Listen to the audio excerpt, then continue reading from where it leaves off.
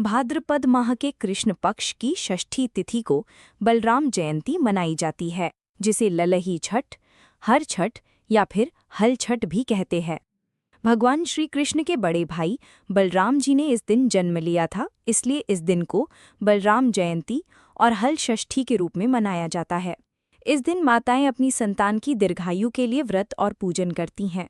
धार्मिक ग्रंथों के अनुसार कहा जाता है कि इस दिन भगवान शेषनाग ने द्वापर युग में भगवान कृष्ण के बड़े भाई के रूप में अवतार लिया था।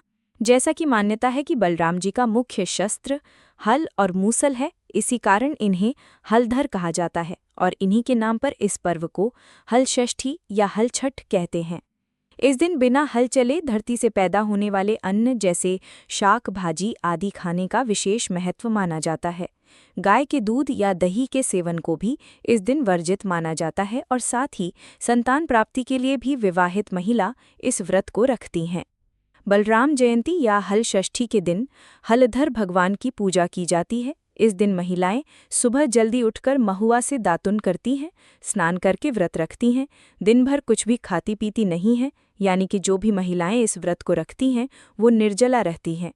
शाम को पूजा करने के लिए किसी साफ जगह पर आटे से चौक बनाकर झरबेरी, पलाश की टहनी और कांसे की डाल को बांध दिया जाता है। इस दिन भैंस के दूध का या भैंस के दूध से बनी चीज़ों का ही पूजन किया जाता है, उसी का सेवन किया जाता है। भैंस के दूध, दही या फिर मावे से पूजन किया जाता है। हलछठ देवी की फोटो या कैलेंडर रखकर या फिर भगवान गणेश जी और गौरा माता की मूर्ति बनाकर हल षष्ठी देवी की पूजा की जाती है। पूजा करते समय व्रत की कथा पढ़ना या सुनना अनिवार्य होता है। पूजा करने के बाद माताएं नए कपड़े का टुकड़ा सगरी के जल में डुबाकर घर ले जाती हैं और अपने बच्चों की कमर पर या पीठ पर 6 बार स्पर्श कराती हैं, जिससे पोती मारना कहते हैं। मान्यता है कि पोती मारने से बच्चों को दीर्घायु प्राप्त होती है और उन्हें समाज में मान सम्मान मिलता है।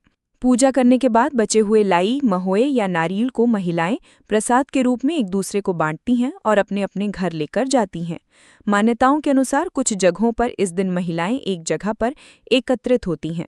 वहां पर आंगन में 2 गड्ढे खोदे जाते हैं, जिसे सगरी कहा जाता है, और महिलाएं अपने अपने घरों से मिट्टी के खिलौने, बैल, शिवलिंग, गौरी गणेश बनाकर लाती हैं, जिन्हें उस सगरी के किनारे पूजा के लिए रखा जाता है। उस सगरी में बेलपत्र, भैंस का दूध, दही, घी, फूल, कांसे के फूल, श्रृंगार का सामान, लाई और महुए का फूल चढ़ाया जाता है। फिर महिलाएं साथ बैठकर हलषष्ठी माई के व्रत की कथाएं सुनती हैं। इसके बाद भगवान शिव और माता पार्वती के साथ हलषष्ठी देवी की आरती के साथ पूजा समाप्त हो जाती है। इस बार षष्ठी तिथि प्रारंभ होगी 14 अगस्त गुरुवार को सुबह 4:30 से और समाप्त होगी 14 अगस्त गुरुवार को रात्रि 2:07 पर। इसलिए इस दिन हल षष्ठी का पर्व 14 अगस्त दिन गुरुवार को मनाया जाएगा। 14 अगस्त गुरुवार को चंद्रोदय होगा रात्रि 10:27 पर, तो चंद्रदेव को अर्घ्य देकर आप अपना व्रत खोल सकते हैं। ये थी आज की वीडियो। उम्मीद है जानकारी आपको पसंद आई होगी। अगर अच्छी लगी हो तो वीडियो को लाइक, शेयर और चैनल को सब्सक्राइब नहीं किया हो तो ज़रूर कर लीजिएगा। जय श्री कृष्ण।